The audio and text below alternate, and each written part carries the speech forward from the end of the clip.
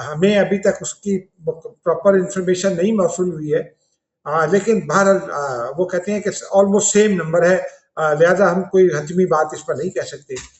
अब आप देखिए ना कि महंगाई के नाम पर शुरू होने वाला अब ये एक प्रॉब्लम है। ये पूरे साउथ एशिया में भी है, ये एशिया के दीगर मुल्कों में भी है, अब तो यूरोप के भी कई मुल्कों में है कि जब आप प्रोटेस्ट करते हैं तो प्रोटेस्ट को जो है वो पीसफुल नहीं रहने देते और फिर उसमें जाने जाती हैं। अब इसको मैंने जब ये ईरान का क्लेम आया तो मैंने अपनी मेमोरी भी रिफ्रेश की और कुछ चीज़ें जो मेरे पास पहले पड़ी हुई थी उनको मैं गो थ्रू किया, तो कुछ एक बयान सामने आया। उसमें ये सदर ट्रम्प ने 2 बार ये कहा कि अगर प्रोटेस्टर्स पर गोली चली तो हम ईरान पर हमला कर देंगे। इसराइली जो है वो भी इसी किस्म की बातें कर रहे थे, लेकिन वो मीडिया में नहीं कर रहे थे।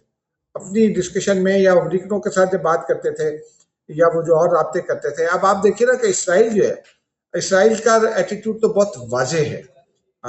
एक जानिब ईरान पर वो कर रहा है, उसका मकसद कशीदगी बढ़ाना है, उसका मकसद दुनिया को थर्ड वर्ल्ड वॉर की जानिब ले जाना लगता है, क्योंकि दूसरी जानिब उसने सोमालीलैंड को तस्लीम करके सोमालिया की खुद मुख्तारी पर भी हमला किया है।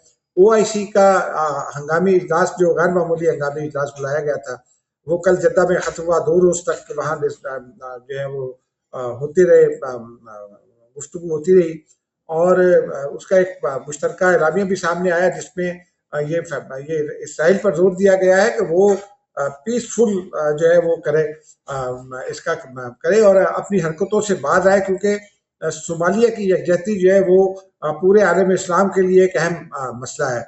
अब इसराइल आलम इस्लाम के तमाम ममालिक को जो है वो चैलेंज कर रहा है एक तरह से, और अमेरिका बहादुर उसके पीछे खड़ा है।